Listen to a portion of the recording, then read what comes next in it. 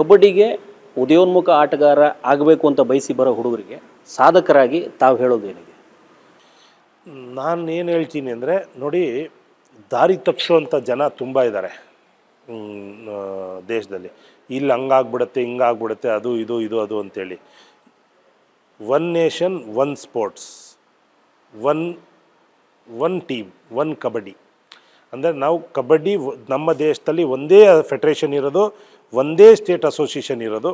ನೀವು ಒಂದು ಅಸೋಸಿಯೇಷನಲ್ಲಿ ಒಂದು ನಿಮ್ಮ ಜಿಲ್ಲೆಗಳಲ್ಲಿ, ತಾಲೂಕುಗಳಲ್ಲಿ ನೀವು ನಿಮ್ಮ ಊರಿನಲ್ಲಿ ಒಂದು ತಂಡ ಕಟ್ಟಿ, ಆ ತಂಡದಿಂದ ನೀವು ತಗೊಂಡು ನಿಮ್ಮ ಜಿಲ್ಲೆ ಆದಂಥ ಪಂದ್ಯಾವಳಿ ಆಡಿ ನಿಮ್ಮನ್ನು ನಾವು ರೆಕಗ್ನೈಸ್ ಮಾಡ್ತೀವಿ. ನಮ್ಮ ರಾಜ್ಯ ಕಬಡ್ಡಿ ಅಸೋಸಿಯೇಷನ್ ಆಗ್ಬೋದು, ಬೆಂಗಳೂರು ಬುಲ್ಸ್ ಆಗ್ಬೋದು, ನಾವು ನಿಮ್ಮ ಎಲ್ಲರನ್ನ ಪರಿಗಣಿಸ್ತೀವಿ, ಯಾರು ಹುಡುಗ ಅದ್ಭುತ ಆಗ್ತಾನೆ ಅಂಥೇಳಿ ಅಂತ. ಈಗ ಎಕ್ಸಾಂಪಲ್ ನಾವೊಂದು 3-4 ಜನ ಇದ್ವಿ, ನಾವು ಎಲ್ಲರೂ ಇಂಡಿಯಾ ರೆಪ್ರೆಸೆಂಟೇಷನ್ ಮಾಡಿದ್ವಿ. ಇನ್ನು ಬಹಳಷ್ಟು ಪ್ರತಿಭೆಗಳಿದ್ದಾರೆ. ನೀವೆಲ್ಲರೂ ಕೂಡ ಡಯಟಿಂಗ್ ಚೆನ್ನಾಗಿ ತೊಗೊಳ್ಳಿ. ನಾನು ಮುಖ್ಯವಾಗಿ ಹೇಳೋದಂದರೆ, ಯಾರು ಕೂಡ ಮೊಬೈಲನ್ನು ಜಾಸ್ತಿ ನೋಡೋಕ್ಕೆ ಹೋಗಬೇಡಿ. ಮೊಬೈಲ್ ಯೂಸ್ ಮಾಡಿ, ಡೈಲಿ ಒಂದು ½ ಆನ್ ಅವರ್ ಯೂಸ್ ಮಾಡಿ, ನ್ಯೂಸ್ಗಳೇನಿದೆ ಆ ಥರದನ್ನ ಅಬ್ಸರ್ವ್ ಮಾಡಿ. ಮೊಬೈಲ್ನ ಆದಷ್ಟು ಅವಾಯ್ಡ್ ಮಾಡಿ. ನೀವು ಫೋಕಸ್ ಏನಿದ್ರು ನಿಮ್ಮ ಪೇರೆಂಟ್ಸ್ ಬಗ್ಗೆ, ಎಜುಕೇಷನ್ ಬಗ್ಗೆ, ಸ್ಪೋರ್ಟ್ಸ್ ಬಗ್ಗೆ ಕೊಡಿ. ನೀವು ಒಳ್ಳೆ ಫಿಟ್ನೆಸ್ ಟ್ರೈನರ್ ಹತ್ರ ಟ್ರೈನಿಂಗ್ ತೊಗೊಳ್ಳಿ. ನೀವು ನ್ಯೂಟ್ರಿಷನ್ಸ್ ಏನು ಬೇಕು, ಸಪ್ಲಿಮೆಂಟ್ರೀಸ್, ಇದ್ರ ಬಗ್ಗೆ ಗಮನ ಕೊಡಿ. ಯಾರ ಕಡೆ ಈಗ ಕುದುರೆಗೆ ಇದಾಕಿರ್ತಾರಲ್ಲ ಆ ಥರ ನೀವು ಬರೀ ಗೇಮ್ ಕಡೆ ಫೋಕಸ್ ಮಾಡಿ, ಎಜುಕೇಷನ್, ನಿಮ್ಮ ಫ್ಯಾಮಿಲಿ ಬಗ್ಗೆ ಇಷ್ಟು ಮಾಡಿ. ಸಂಘ ಜಾಸ್ತಿ ಸೇರೋಕ್ಕೆ ಹೋಗಬೇಡಿ.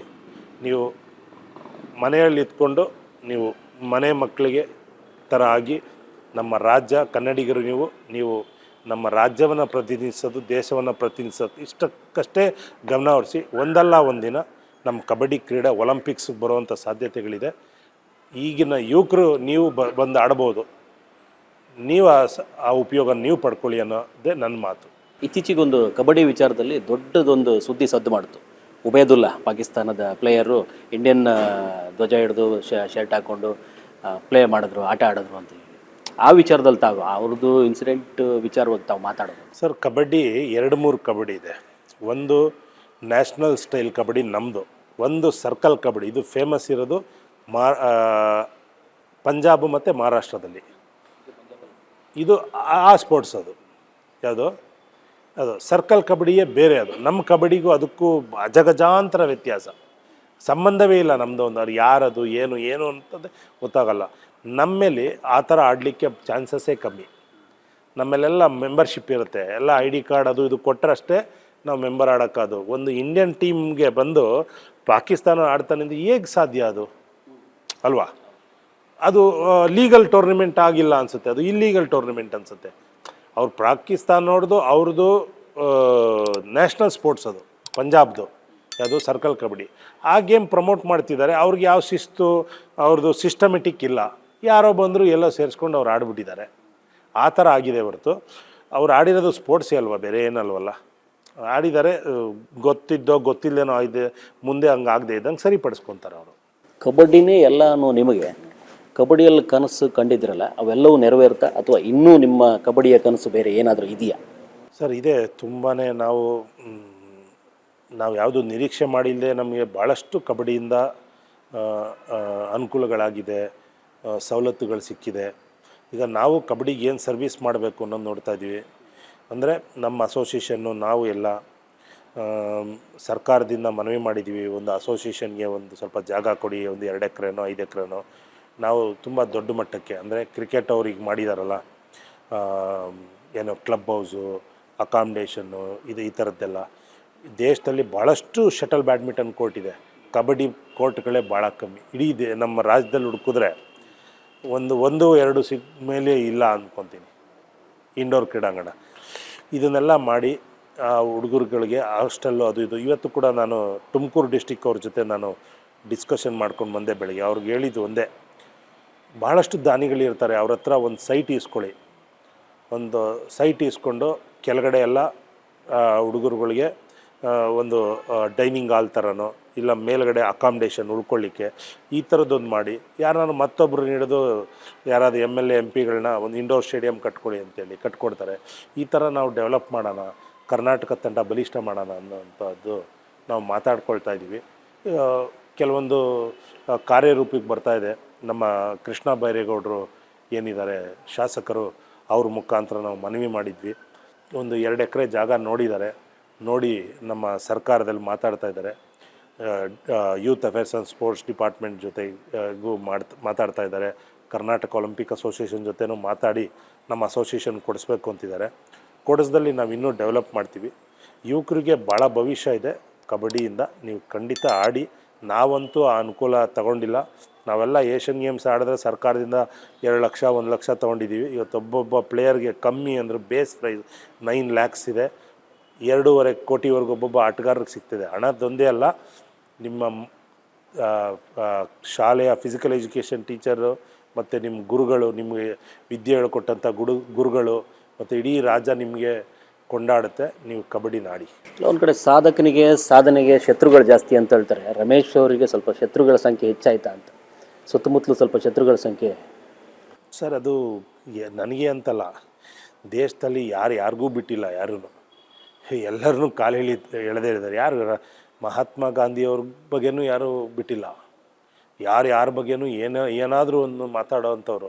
ಒಬ್ಬರು ಮುಂದೆ ಹೋಗ್ತಾರೆ, ಒಬ್ರು ಏನಾದ್ರು ಮಾಡ್ತಾರೆ ಅಂದರೆ ಹಿಂದೆ ಕಾಲಿಳಿಯೋ ಜನ ಇದ್ದೇ ಇರ್ತಾರೆ. ನಮ್ಮದು ಒಂದೇ ಗುರಿ ಇರಬೇಕಷ್ಟೆ.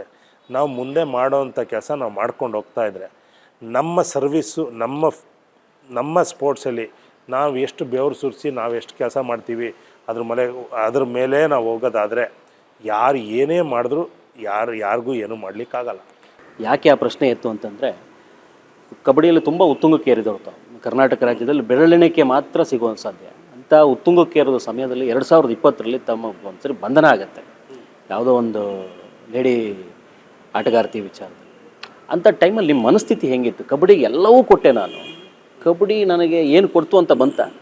ಇಲ್ಲ ನೋಡಿ, ಅದು ಒಂದು ಅವ್ರಿಗೂ ಕೂಡ ಒಂದು ಮಿಸ್ಕಮ್ಯುನಿಕೇಷನ್ನು, ಅದರಲ್ಲೂ ಷಡ್ಯಂತ್ರ ಇತ್ತ. ಒಂದಿತ್ತು. ಒಂದು ಆ್ಯಂಟಿ ಗ್ರೂಪೇ ನಮ್ಮದು ಕರ್ನಾಟಕ ರಾಜ್ಯ ಅಮೆಚೂರ್ ಕಬಡ್ಡಿ ಅಸೋಸಿಯೇಷನ್ ಅಂತ ರಾಜ್ಯದಲ್ಲಿ ಫೆಡ್ರೇಷನಲ್ಲಿ amateur kabaddi federation of India ಅಂತ ಒಂದಿತ್ತು. ಇದೆರಡು ಇದ್ರೂ ಅವ್ರದ್ದೇ ಆದಂಥ ಒಂದು ನ್ಯೂ ಕಬಡ್ಡಿ ಫೆಡ್ರೇಷನ್ ಅಂತ ಒಂದು ಮಾಡಿದ್ರು. ಇಡೀ ರಾಜ್ಯದಲ್ಲೂ ಒಂದೊಂದು ತಂಡ ಕಟ್ಟಿದ್ರು. ಅವರು ಭಾಳಷ್ಟು ಪ್ರಯತ್ನ ಮಾಡ್ತಾಯಿದ್ರು. ಭಾಳ ಪ್ರಭಾವಿಗಳ ಕಡೆಯಿಂದನೂ ನಮಗೆಲ್ಲ ಒತ್ತಡ ತಂದಾಗ ಎಲ್ಲೋ ಒಂದು ಜಾಗದಲ್ಲಿ ಆ ಒಂದು ಮಾತು ಬಂತು, ನೀವು ಇವ್ರಿಗೆ ಮಾಡದೇ ಇದ್ದರೆ ನಮ್ಮನ್ನು ಎದುರಾಕ್ಕೊಂಡು ಅನ್ನೋಂಥ ಒಂದು ವರ್ಡ್ ಬಂತು ಎಲ್ಲೋ ಒಂದು ಕಡೆ. ಯಾರ್ಯಾರು ಇನ್ವಾಲ್ವ್ಮೆಂಟ್ ಆಗಿ ಮಾಡಿದ್ರೋ ಏನು ಮಾಡಿದ್ರೋ ಅವ್ರಿಗೆ ಎಷ್ಟು ಖುಷಿ ತಂತೋ ಅದು ತಂದಿರುತ್ತೆ. ಸತ್ಯಾಸತ್ಯತೆಗಳು ನಮ್ಮ ಮೇಲೆ ಆಪಾದನೆ ಮಾಡಿರ್ಬೋದು. ಅದು ಎಷ್ಟು ಸತ್ಯ ಎಷ್ಟು ಸುಳ್ಳಿದೆ ಅನ್ನೋದು ಕಾಲ ನಿರ್ಧಾರ ಕೊಡುತ್ತೆ. ಆ ಕೇಸ್ ಕ್ಲೋಸ್ ಆಗಿದೆ ಸರ್. ಅದು ಏನು ಈಗ ಅದು ಕ್ಲೋಸ್ ಆಗಿದೆ ಅನ್ನೋದಕ್ಕಿಂತನೂ ನಾವೆಲ್ಲ ಜೊತೆಲೇ ಇದ್ದೀವಿ ಈಗ, ಜೊತೆಗಿದೆ ಸರ್. ಈಗೇನಾಗುತ್ತೆ, ಜನಕ್ಕೆ 2020ರದ್ದು ಒಂಥರ ಕಹಿ ಘಟನೆಯಾಗೆ ಉಳ್ಕೊಂಬಿಟ್ಟಿದೆ. ಅವತ್ತು ಏನಾಯಿತು, ನಿಜಕ್ಕೂ ಅವತ್ತು ಆಗಿದ್ದೇನು ಅನ್ನೋದ್ರ ಬಗ್ಗೆ? ಏನೂ ಆಗಿಲ್ಲ. ನಾನು ಇದೇ ಕ್ರೀಡಾಂಗಣದಲ್ಲಿ ಇದೇ ಬಾಗ್ಲ ಹತ್ರ ಬಂದೆ. 2020 ಅಲ್ಲ ಸರ್? ಏನೋ ಮಾತಾಡ್ತಾಯಿದ್ರು, ನಾವು ಏನೋ ಕೇಳ್ಕೊಂಡ್ವಿ. ಸುಮ್ಮನೆ ಹಿಂದೆಗಡೆ ಯಾರ್ದಾರ್ದು ಫೋನ್ ಕಾಲ್ಸ್ಗಳು ಏನೇನೋ ಬರ್ತಾಯಿತ್ತು ಅಷ್ಟೇ. ಅದು ಯಾರೋ ಏನೋ ನಮ್ಮ ಮೇಲೆ ಆ ಸಂದರ್ಭದಲ್ಲಿ ಯಾರೋ ಒಬ್ಬ ಮಹಾನ್ ವ್ಯಕ್ತಿ ಇದ್ದ ಅಲ್ಲಿ. ತಾವು ಹೊಡೆದ್ರಂತೆ, ತಿರುಗಿ ಬಿದ್ದರಂತೆ? ನಾವು ಹೊಡೆದಿರೋದು ನಾವು ಯಾರಿಗಾದ್ರೂ ಕೈ ಮಾಡಿರೋದು ಒಂದು ಉದಾಹರಣೆಗಳು. ಹಿಂದೆ ಎಲ್ಲೋ ಯಾವುದೋ ನಮ್ಮ ರಮೇಶ್ ಹೀಗೆ ಮಾಡಿದ್ರು, ಹೊಡೆದ್ರು, ಬಡಿದ್ರು, ಅದು ಇದು ಅನ್ನೋಂಥದ್ದು ಯಾವುದೋ ಒಂದು ಪುರಾವೆಗಳು ಎಲ್ಲೂ ಇಲ್ಲ. ಅದೊಂದೇ ದಿನ ಹಂಗಾಯ್ತು ಅಂತ. ಆದರೆ ಅದು ನಾವು ಹೊಡೆದ್ರು ಬಡ್ದಿದ್ರು ಕೂಡ ಏನಾದರೂ ಒಂದು ದಾಖಲೆ ಸಿಕ್ಕಿದ್ದಲ್ಲಿ ನಾವು ಇಡೀ ರಾಜ್ಯದ ಮುಂದೆ ತಲೆ ಬಾಗ್ತೀವಿ, ಕ್ಷಮೆ ಕೇಳ್ತೀವಿ. ಅವತ್ತು ಒಂದೇ ದಿನ ಅದೊಂದು ಇನ್ಸಿಡೆಂಟ್ ಆಯಿತು, ಈಗೆಲ್ಲ ಚೆನ್ನಾಗಿದ್ದೀರಿ. ಬಟ್ ಅದೊಂದು ಕೈ ಘಟನೆ ಹಾಗೆ ಉಳ್ಕೊಂಡ್ಬಿಟ್ಟಿದೆ. ಉಳ್ಕೊಳ್ಳೋದು ಯಾವುದು ಉಳಿಯಲ್ಲ ಸರ್. ಅದು ಕಬಡ್ಡಿ ಒಂದೇ ಉಳಿಯೋದು. ಕೊನೆ ಕಬಡ್ಡಿ ಉಳಿದಿದೆ ಅಷ್ಟೇ. ಕಬಡ್ಡಿಯಲ್ಲಿ BC ರಮೇಶ್ ಅವ್ರ ಸಾಧನೆ ಉಳ್ಕೊಂಡಿದೆ ಅಷ್ಟೇ ಸರ್. ಸಾಧನೆ ಅಷ್ಟೇ ಉಳಿಯುತ್ತೆ ಸರ್. ಯಾರು ಸರ್ ಮಹಾತ್ಮ ಗಾಂಧಿ ಇದಕ್ಕೆ ಹೋಗಿಲ್ವಾ, ಬಂಧನ ಆಗಿಲ್ವಾ? ಹೌದು ಹೌದು. ಯಾರ ಪೊಲಿಟಿಷಿಯನ್ಸ್ ಯಾರ್ಯಾರು ಬಂಧನ ಆಗಿಲ್ಲ? ಕನ್ನಡ ಪರ ಹೋರಾಟ ಮಾಡೋರು ಬಂಧನ ಆಗಿಲ್ವಾ? ಜೈಲ್ಗೆ ಹೋಗಿ ಬಂದ್ಮೇಲೆ ಸ್ವಲ್ಪ ಖ್ಯಾತಿ ಜಾಸ್ತಿ ಆಗತ್ತಂತೆ. ನಿಮಗೇನಾದ್ರು ಅದ್ರ ಅನುಭವ ಆಯ್ತು? ಏನಿಲ್ಲ, ನನಗದೊಂದು ಭಾಳ ದೊಡ್ಡ ಒಂದು ಷಡ್ಯಂತ್ರ ಮಾಡಿದರು. ನಮ್ಮ ಮೇಲೆ ವ್ಯತ್ಯಾಸಗಳು ಬಂದ್ಬಿಡ್ತಾಯಿತ್ತು.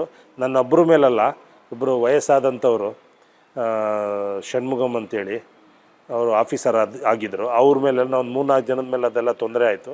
ಅದೆಲ್ಲ ಆಗಿದ್ದರಿಂದ ನಾವು ಒಗ್ಗಟ್ಟಾದ್ವಿ. ನಮ್ಮ ಇದೇ ಬಲ ಆಯಿತು. ಇನ್ನು ನಾವು ಸ್ಟ್ರಾಂಗ್ ಆದ್ವಿ.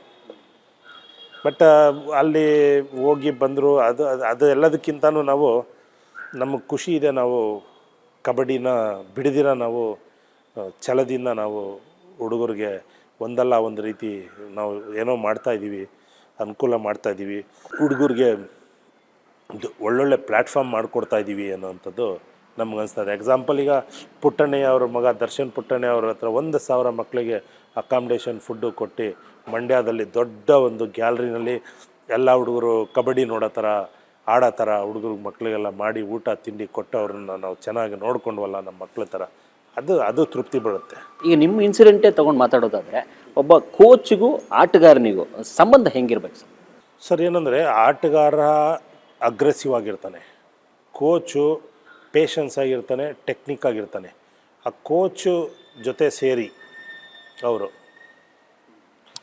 ಕೋಚ್ ಏನು ಸ್ಕಿಲ್ನ ಎಕ್ಸ್ಪೆಕ್ಟ್ ಮಾಡ್ತಾರೆ, ಏನನ್ನ ಬದಲಾಯಿಸೋಕ್ಕೆ ಮಾಡ್ತಾರೆ, ಯಾವುದನ್ನು ಮುಂದಕ್ಕೆ ತೊಗೊಂಡೋಗೋಕ್ಕೆ ಅವರು ಇದು ಮಾಡ್ತಾಯಿರ್ತಾರೆ, ಅದನ್ನು ಗಮನ ಹರಿಸ್ಕೊಂಡೋದ್ರೆ ಗುರುನೇ ಅಲ್ವ ಸರ್ ಎಲ್ಲ. ಈಗ ಅರ್ಜುನ ಆ ಲೆವೆಲ್ಗೆ ಹೋಗ್ಬೇಕಂದ್ರೆ ಕೃಷ್ಣ ಕಾರಣ, ದ್ರೋಣಾಚಾರ್ಯರು ಕಾರಣ ಅಲ್ವಾ. ಅವರು ಯಾಕೆ ದ್ರೋಣಾಚಾರ್ಯರು ಅಂತಾರೆ ಹೇಳಿ? ಇಡೀ ರಾಮಾಯಣ ಮಹಾಭಾರತದಲ್ಲೆಲ್ಲ ಆ ಲೆವೆಲ್ಗೆ ಕೃಷ್ಣ ಮತ್ತು ದ್ರೋಣಾಚಾರ್ಯರು ಇದ್ದಾರೆ ಆ ಲೆವೆಲ್ಗೆ. ಅಂದರೆ ಅವ್ರಿಗಿರೋಷ್ಟು ನಾಲೆಜು, ತರಬೇತಿದಾರರಿಗಿರೋಷ್ಟು ನಾಲೆಜು ಆಟಗಾರರಿಲ್ಲ. ಅವನಿಗೆ ಬೆನ್ನಿಂದ ಏನು ನಡೀತಾ ಇದೆ, ಅವನು ಆಡೋದಷ್ಟೇ ನೋಡ್ತಿರ್ತಾನೆ. 7 ಜನ ಏನು ಆಡ್ತಾರೆ ಅನ್ನೋದು ಅವ್ನಿಗೇನು ಗೊತ್ತಿರೋದು.